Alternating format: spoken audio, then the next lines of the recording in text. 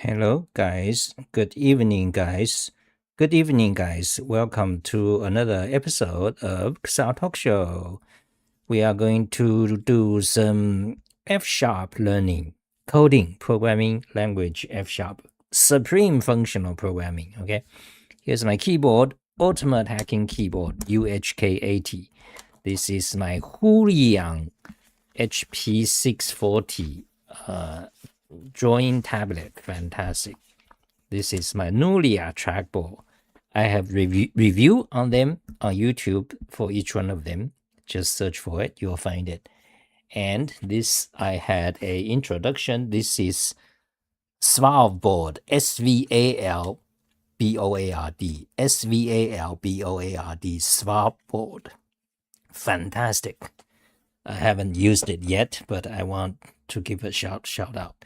So look at my YouTube, and other people also have reviews. Okay, so let's switch to my screen because we are going to do coding. Okay, so my keyboards, I have YouTube reviews. Okay, check it out. If you are here, say hi. Hello, the informaticist.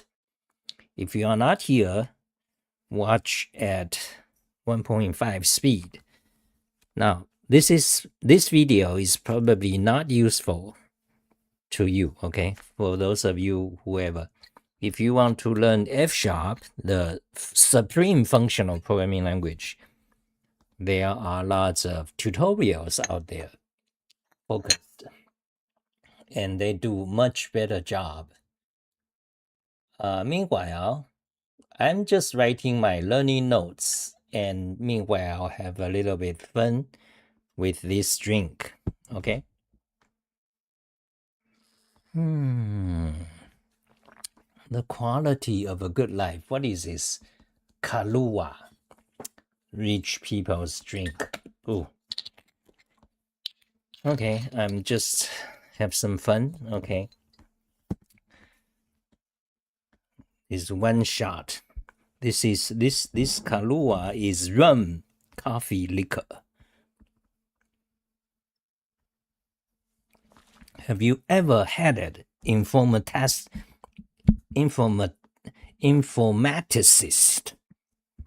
Okay, let's start to code F Sharp. Okay, I wanted to do. Oh, I forgot to do this. Okay, so hold on a second. Let me hide my screen and show display capture. Okay, hold on a second.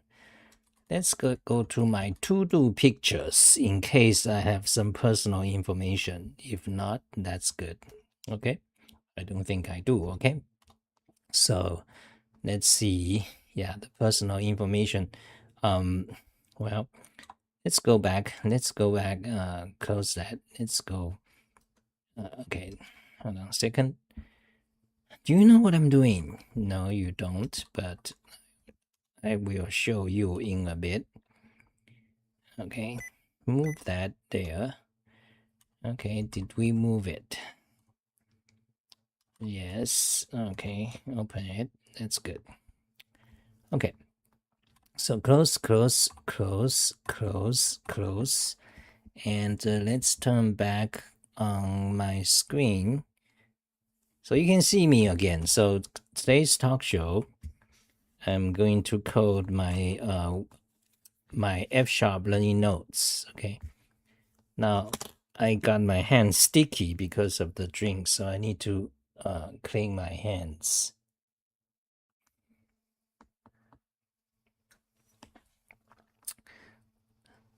Okay, so we are going to write a section on how to do loops. Very basic. Loops is the fundamental of programming languages. Of all programming languages, one of the most important is loops. It's even more important than variables. Okay.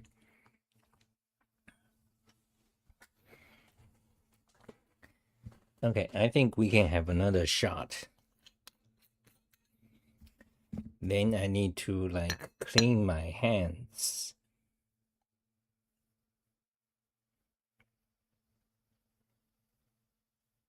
Not much.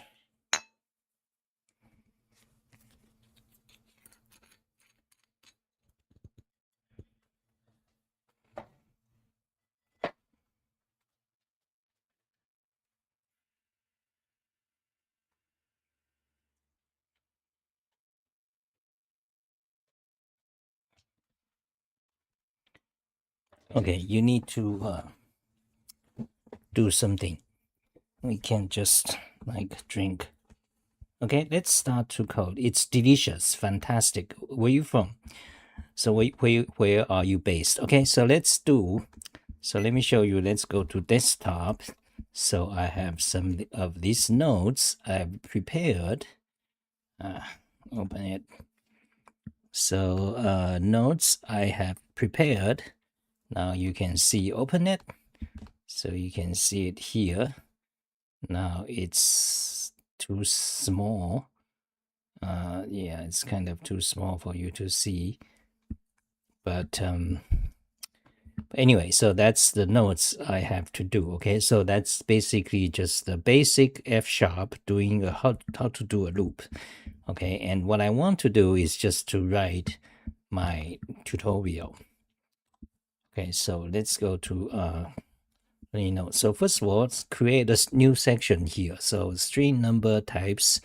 So you need a loop, and you need a section for loop. And let me tell you where these tutorials are from. That's the best tutorial. You can find it on Microsoft website. This is the website. Okay, remember, this is the best F sharp documentation tutorial. This is the one you want to read if you are the no nonsense type. You don't want to read stories.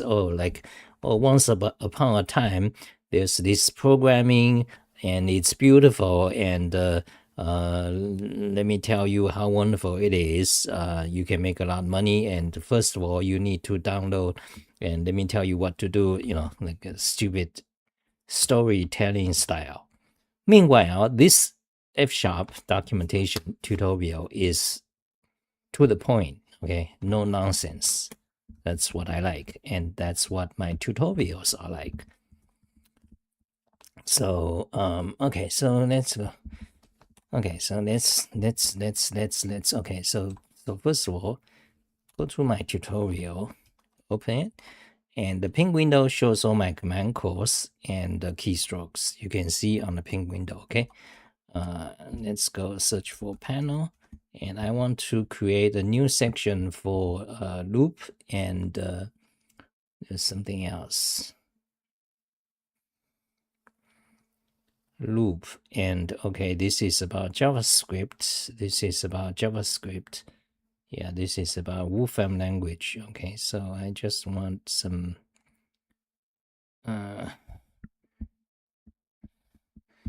so you need to do two things, right? Loop and conditional. Both are the most critical. Okay, so let me just show you how to do that. Okay, variables. Let's just say if then. Okay, if then, and loop. Okay, loop. If then. Okay, if then is known as conditional. Okay, so capitalize them and capitalize it, and those should they go before variables or after? Let's see.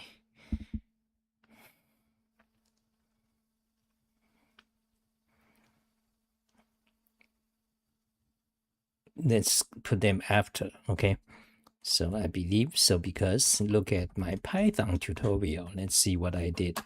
So here's my Python tutorial: string, Unicode, operators, arithmetic operators, assignment, Boolean, conditional, then loop, conditional and loop, and data structure. So you have variables before. Yeah, I think so. So wait. So this is a Python tutorial. Actually, there's no dedicated section for variable. Okay, so you can see data structure. Then before that is loop and iteration. Before that is conditional, and loop. These are the essence structure of programming language, and Boolean. Okay, and Boolean. Then before that, arithmetics, like 1 + 1. How do you do that? And string, also the foundational data structure type and number. Okay, then comment. Okay, so that's the Python tutorial. Then you go to Emacs Lisp tutorial. So you can see string, number, boolean, variable. Okay, so string, number, boolean, they come before variable. Then I tell you, then you tell people how to define variable. Okay, then you have conditionals and loop. Yeah, that's the way I want to go. Okay, so you can go also double check, go back, double check, go to my programming languages. Let's see, JavaScript. Let's see, it's pretty much so boolean, test equality, conditional, and loop. That's right. So assignment and variable, so variables is in the assignment section. So in JavaScript, that's also the case. Variables, assignment, then boolean, and conditional and loop. Okay. Cheers.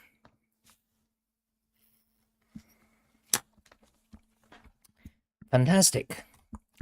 So F sharp, back to F sharp. So close Python. So if then, yeah, so let's create those pages. So first of all, so copy. So whenever you see those pages, find those string. Whenever you see that, okay, start with string, then replace by that, okay? String, number, type, variable, do it. And now string, number, type, variable, if then loop, okay? Change everything in this directory. So those are changes. You can see change. Close it. Show in browser. Now you can navigate. Okay, you see string.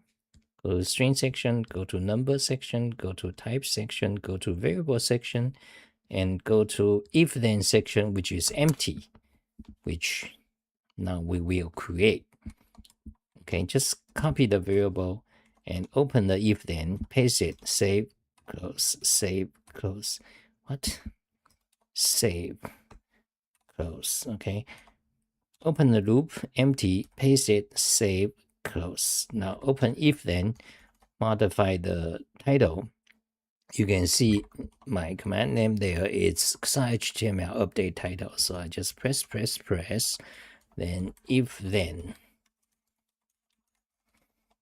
Conditional. Okay, that's the title. Show in browser. There it is. Then you don't want the variable, so make the date correct. Okay, delete the variable, delete multiple variables named literal. Okay, delete, precede the let line by tip. Okay, show in browser, empty. Fantastic, that's what I want. So copy the whole content, close it, go to the loop section, open it, select all, paste, and rename the title. So this would be loop mismatched bracket, no paired closing bracket. Okay, I don't care. So why would I care? So showing browser, fantastic. So we got the loop page done. String, number, type, variable, if then, and loop. There it is. Okay, so how do you do if then? Okay, so let's go to the documentation. The F sharp tutorial will explain. We are copying their content because we are learning. So far so good. Tool of F sharp functional programming. It's a supreme. So we want to know, so what's new? F tools, where are we? Language reference, language guide, okay? So values, strings, let, bindings, functions, loop, and conditional. So we want to learn about conditional, if then, okay? So what you can do is if then else. So let's show. Okay, so let's just start to, the first thing important when you write a tutorial is the actual code. So you want to be able to show, you want to be able to run the code to make sure that runs. Then you know what is going on, okay? So if Boolean expression, let's say 3, then Okay, so you see, when we run into a problem, you see, I don't know F sharp. So how do you do this? So can you do print? Let's say yes, then yes. Okay. Can you actually print that? Let's say print. Is this valid? Run it. No. Okay, because you cannot do if 3. Because 3 is not a valid Boolean type. So how do you convert it? Can you do Boolean? I'm guessing, okay, BOLEAN, because I don't know F sharp. So this is like the art of learning a new language. If you know the language, you typically you are you can, but it's very intuitive. But usually when you don't know the language, that becomes when you don't know the language, then things become very interesting. It because it throws away your expectations. So for example, here we want to know, can you so first of all, if it's a expression which is very different from the if statements in JavaScript, in C, in Python. Okay. And the other thing, so that's my guess. Okay. I don't know for sure, but this is my guess. Okay. So that's why we put the if here. It's an expression. Then the other thing, expression means it returns a value. Okay. The other thing about if is that, so now we want to know how do you so-called cast by the C idiots. They call it cast this type to Boolean. So can you do that? Run it? No. Okay. So the value of constructor Boolean is not qualified. So I'm living on Negros Island, Philippines. I'm a quiz small talk programmer. Oh, quiz small talk programmer primarily. I know what's a small talk, but what is quiz small talk? Is that a particular implementation of small talk? That's interesting. Let's see. What is quiz small talk? Oh, okay. Quiz. Maybe quiz small talk is an open source multi-platform small talk AT system designed with a focus on simplicity, cleanliness. Interesting. You see, they don't say cleanness, but they say cleanliness. And maintainability. Okay, it aims to preserve the original values of Smalltalk as envisioned at Xerox PARC, emphasizing a Dynabook-like environment for learning, experimentation, and knowledge expression. Okay. Quiz. Now, what is the significance of the word quiz? CUIS. Is that what does it mean? CUIS. Quiz actively resists unbounded complexity growth. It prioritizes a small, comprehensible code base where every component has clear purpose. Okay. Okay, I don't know small talk, but the guy, I think, is a bit of a crackpot. Alan, the Alan guy. Okay, so anyway, that's interesting. Thank you for the answer. Zhuang Vulitic and quiz. Okay, so that's this is their website. Let's open it and see. Is that a logo? Now, what logo is that? Is that a dog or what is it? Interesting logo. Now, so what does CUIS mean? Quiz. Like you got GUI. Does this means CUI something S? I don't know. Okay. Anyway, let's go back to F sharp. Okay, so F sharp, you cannot do this. So let's look. So this is a time when you can look at literal types and maybe learn something about it. Is there a Boolean type? I just wrote this like a week ago in my process of learning F sharp. So these are the literal types, the most fundamental, basic types, literal types. Okay, type literals. Well, so anyway, so is there a true false Boolean? Decimal, char, string, byte, string, or byte? No, there is no Boolean type. Jesus. Oh, interesting. There's no there's no Boolean true and false, so you don't even see that. So you see, the most basic thing we don't even know how to do, if statement.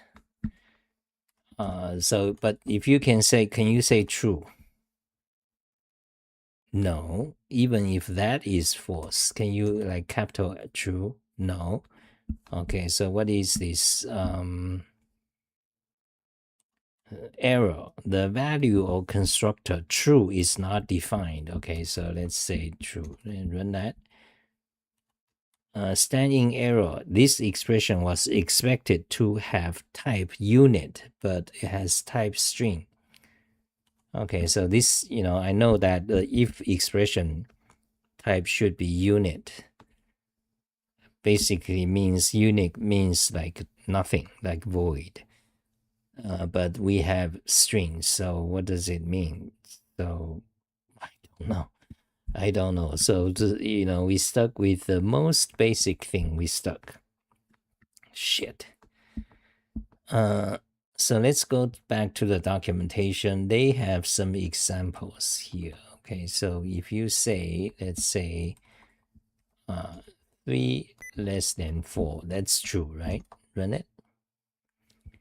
No. So it's a unit problem.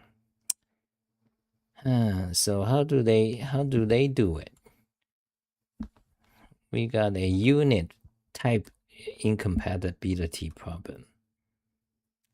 Okay, let's put it back. Let's put their code here. And so their code example is a bit complicated because they try to show if, then, and, elif, and else all together in one thing, which I don't want.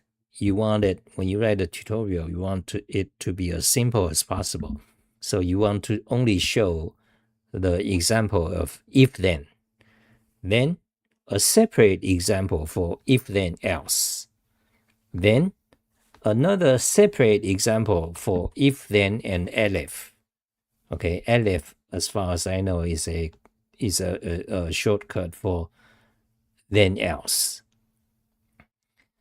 I mean that for else if. Okay, so anyway, they have everything in one shot. Okay, so let's run it. Okay, this won't run. Okay, so what's your name? Because I'm not running this in terminal, so it doesn't get it.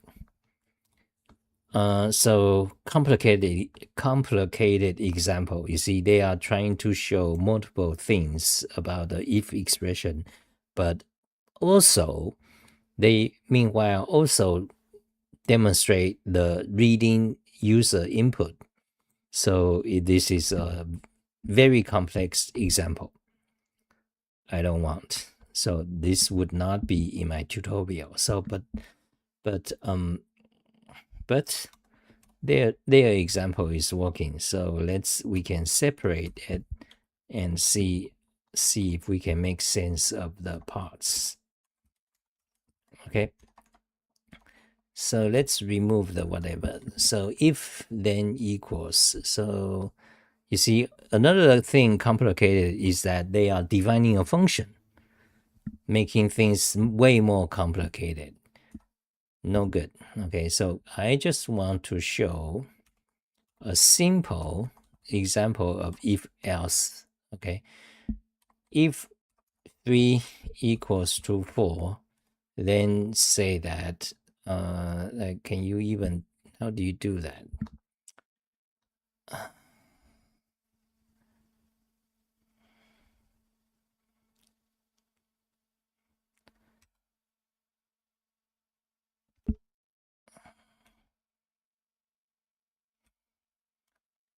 Let's say something. Run it.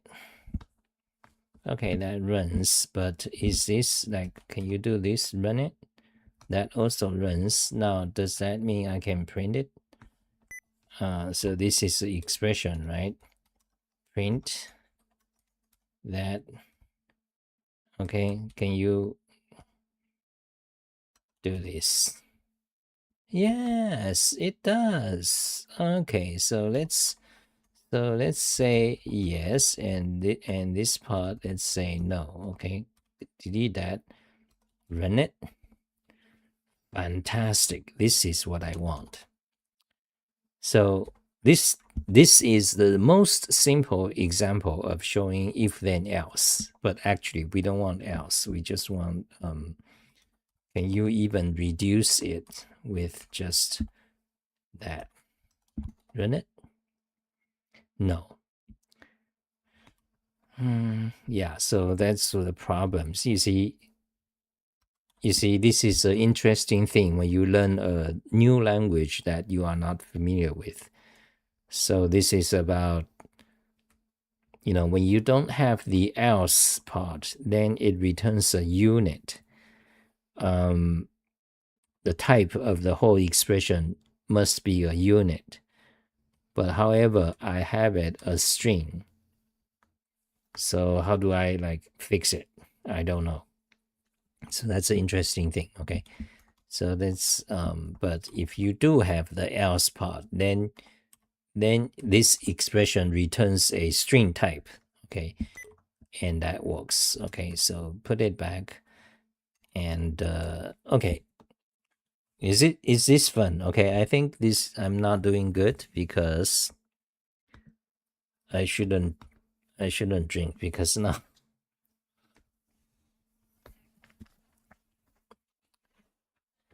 the brain becomes slower.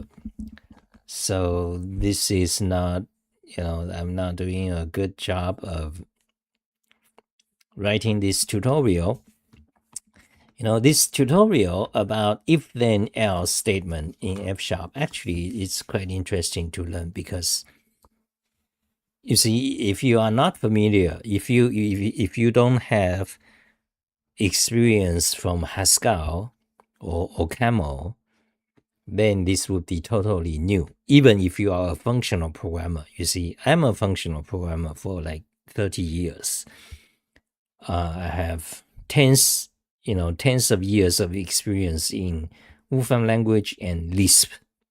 Okay, but I'm not familiar with the strong typed functional programming languages such as OCaml, F sharp, Haskell. So in this example, you run into if expression, which I'm very familiar with, but they require you to have like the type unit if you don't have the then part. So I don't quite understand, you see. So if a boolean then something, it must return the type unit. Okay, the unit type, as far as I know, is some kind of null, like void. It's just like no type. So okay, so yeah, so that's so this is in fact interesting if you don't have background with F sharp or related languages. Okay, but you see, that's it about this if then else statement. That's just this page. They told you about the unit type. Then they told you if chaining if then else expressions together, you can use the keyword elif instead of else if. They are equivalent. So the elif keyword is just the shortcut, syntactical shortcut for else if. Okay, so So there's not much to it. That's the only example they gave for the entire section of conditionals. You see, very simple. But do I understand it? No. I cannot even write a simple function of if then without else. You see, so does that mean their tutorial actually failed? Actually, it kind of mean that it's not very, let's say, not very full. Okay, because I do have experience in functional programming, and I don't. So if you read carefully, you have to read carefully. Boolean expression evaluates to true, otherwise expression 2 runs. Okay. Like other languages, if then else construct can be used to conditionally execute code in F sharp. In F sharp, if then else is an expression and produces a value by the branch that executes. Okay. The type of the expressions in each branch must match. Okay, so if then, the then expression and the else expression, they must match type. Okay. Now, if there is no explicit else branch, the overall type is unit. And the type of the then branch must also be unit. Okay.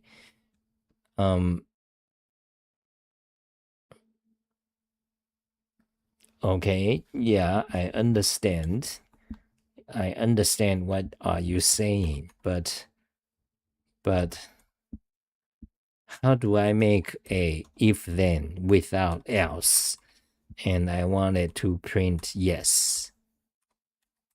Do you know what I'm saying? How do I make this work? Okay, we can ask AI. By the auspice of the AI bots, let's ask AI. CUIS is the name of a South American rodent. Oh, that's interesting.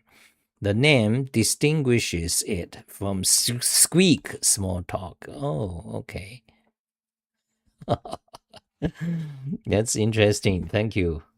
So CUIS is a rodent. Let's see what, that's why the logo. Okay, so, okay, CUIS. Okay, it looks like it's very niche animal. You see, when you search CUIS, they don't even show it, except one like video. Like there's no Wikipedia. Typically, you would see when you search for animal name, that's like there would be Wikipedias and lots of photos, but you don't even see it. So CUIS rodent.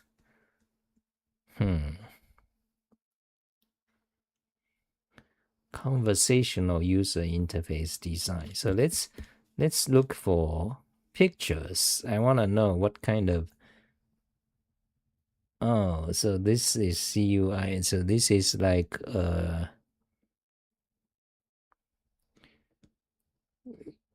what are they called? Guinea pigs. Something. Oh, what's the other name? Yeah. So interesting. Okay. Okay. So okay, so you see, how do you do this? So let's ask Guok. Guok. Okay, our question is fix this code. F sharp code. Okay.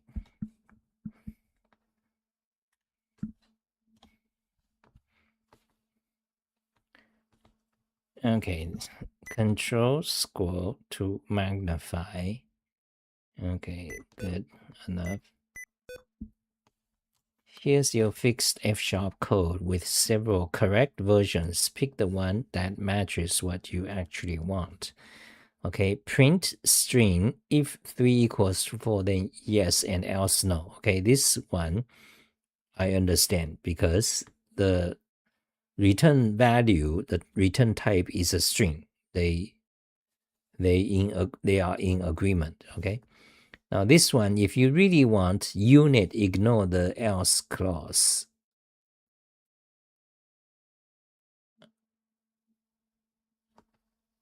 Okay, well, you also return, well, you you are using an else, you see. So that's not what we want. We want if then without else. How to do it? But print yes, but without else. But they are just adding a else with a empty string, so it's still using a else. Okay. So the third alternative style using pattern matching. Okay. So you are doing, it's not using if statement at all. So it's using patterns, match 3 equals to 4 with, if it's true, then return yes or no. Okay. But that's something else. That's not if statement. That's not if conditional. That's not what we're looking for, because pattern matching is entirely different thing. Okay, that's, in many ways it can emulate. I mean, it serves as a purpose of conditional, but and much more. Conditional, yeah, branching and well, effectively, it's branching conditional. Okay, pattern matching is conditional, but without if statement. Like if statement is one of the way of a conditional. Others are like switch or which or cases. They are similar. But pattern matching is another way of conditional, kind of more powerful. Okay, but still, pattern matching ultimately is a conditional. It's a like the conditional part of the program language where you have to branching conditionals. Okay, where you have to make a decision, then run certain code depending on the situation. Okay, so that is the pattern matching. Okay, but that's not if statement. Okay, so then you say very short version using Boolean to string conversion. Okay, so here you have Boolean to string. Let's see. If 3 equals to 4, then yes. Else string false. Okay. So you are forcing the false value into a string. That's still, so that's still with a else clause. So, okay. So looks like we got the answer, but the answer is, is not what we thought. So that means, so from this answer from Guok, even though it's not what we really wanted, but we can infer from the answer from Guok that in fact what we wanted to do is not like valid. Okay. You see why your original code doesn't compile. That's because without else return unit. Okay. But print s expect a string. Unit is not string. So am I making sense, or do you guys know whether Allen Key is a crackpot or a visionary? Depends entirely on whether you value pure engineering efficiency or conceptual paradigm shifts. Okay, I'm guessing you are a fan of Allen Key. Okay, that is my guess. Okay, I don't know too much detail about Allen Key to really say. Okay, so anyway, yeah, so to really know what he's talking about, because I've been looking, I have somewhat looked into small talk, because Allen Key or Allen K, however you pronounce it, I think he's still alive, right? I think he's still alive. he made a dramatic claim about OOP. Like OOP is wide, it's very popular today, right? Because of Java, C++. Not because small talk, but rather because C++ and Java and Python, Ruby, JavaScript, but mostly Java and C++, mostly C++, okay, Java. They made this style of OOP widely popular. But then Allen Key came up. He claims, "Oh, those are not my idea. I invented the word OOP, but that's not the OOP in C++ in Java. That's not the OOP you know of. I actually created the word. Okay, so he's like making a dramatic claim about OOP, and I created it, but that's not what But what you are doing in C++ and Java is wrong. Okay, so that made people look into it, look into programming language history and the history of object-oriented programming. Okay, now it is true that his vision, it is true. For one thing, I think he created the jargon OOP. Like what, I think it's reasonable to say he's the one. Okay, other people, I think there might be someone used before him, but basically he's effectively the guy who promoted the jargon. Okay, who made the jargon popular, OOP. But then it is also true that his idea of OOP is not what the OOP actually. Wait, actually, this is the controversy. Okay, he claims that his OOP is different from the OOP in Java or C++, but actually, actually that's not true. Okay, we digressed. Okay, so we well, actually, I'm not doing much of anything. I'm not doing not doing much with F# anyway. So let's origin of OOP. Okay, so origin of object. Okay, so I watched this video. This is fantastic. Okay, not this one. Inheritance was invented as a performance hack. This is about Simula, the programming language Simula, which is another like the history of the OOP, okay, object-oriented programming origin of inheritance, okay. But the one I'm looking for is this one, okay. History of Object-Oriented Programming by Casey Muratori. Okay, I learned about this video a month ago. Fantastic video. He dived into deep dive into the history of OOP and the examination of Allen Key's claim. I invented OOP, the jargon, but that's not what you think. Okay. But in fact, you look at the history according to him and other sources, I believe, so I trust this guy is correct. Allen Key is bullshit. Okay. Allen Key promoted the same OOP that the Bojang Stroh that C++ promoted. Okay. They promoted the same thing. But anyway, small talk OOP, they may be different. That I think is true. Anyway, so I don't know much. So I don't know too much detail to make further comments, because to make further comments, you really need to understand small talk. So I need to start to learn small talk. I'm not that interested. Okay. For example, I have far more interest. I need to learn about F#. I need to get really proficient with F#. That's far more important to me. F# or Julia, okay, and also the most important is for the proof systems, okay, the Ling programming language, okay, for proof, so-called proof assistant. That and F sharp or Julia is really what I need to master. Small talk,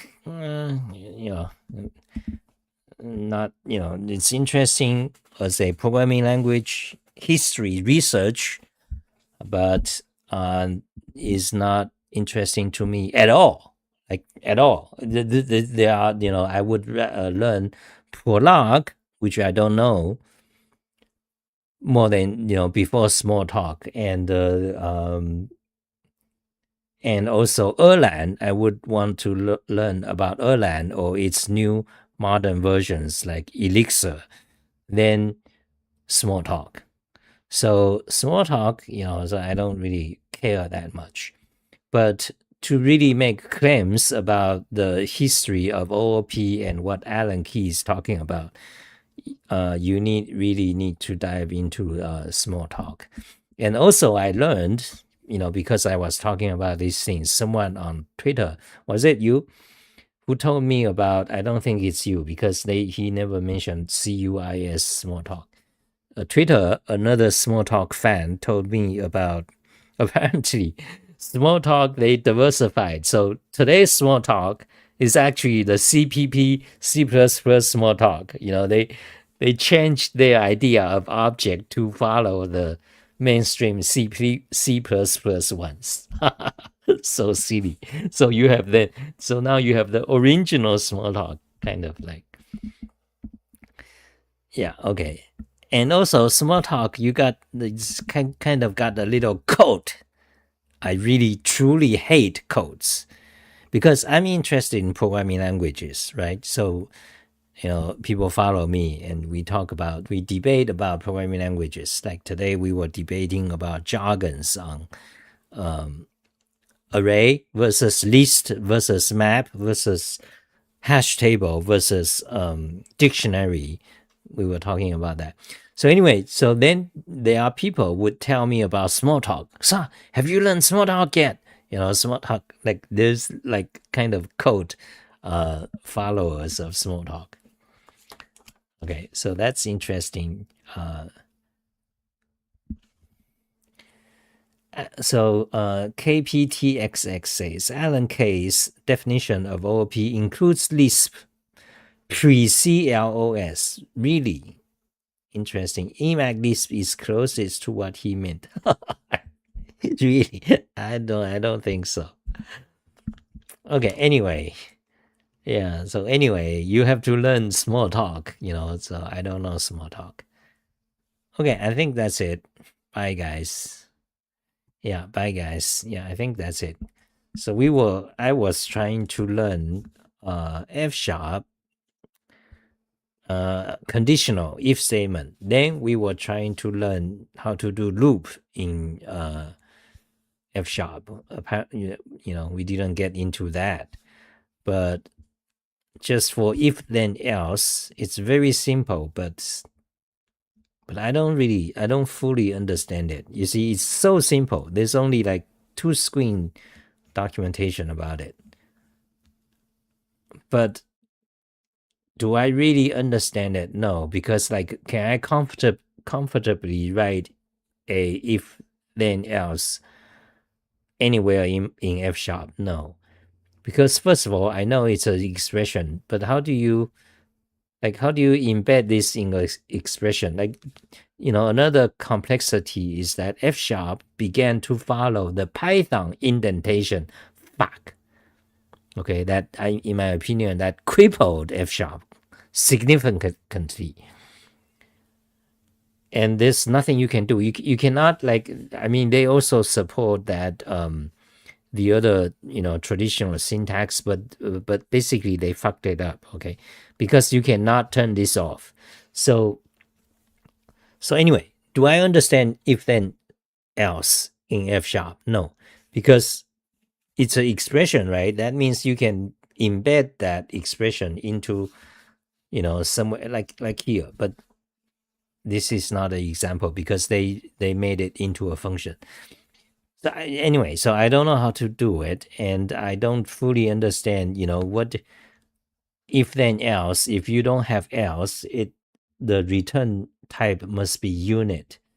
So what does that mean exactly? I mean, yeah, I understand the return type must be unique. So effectively,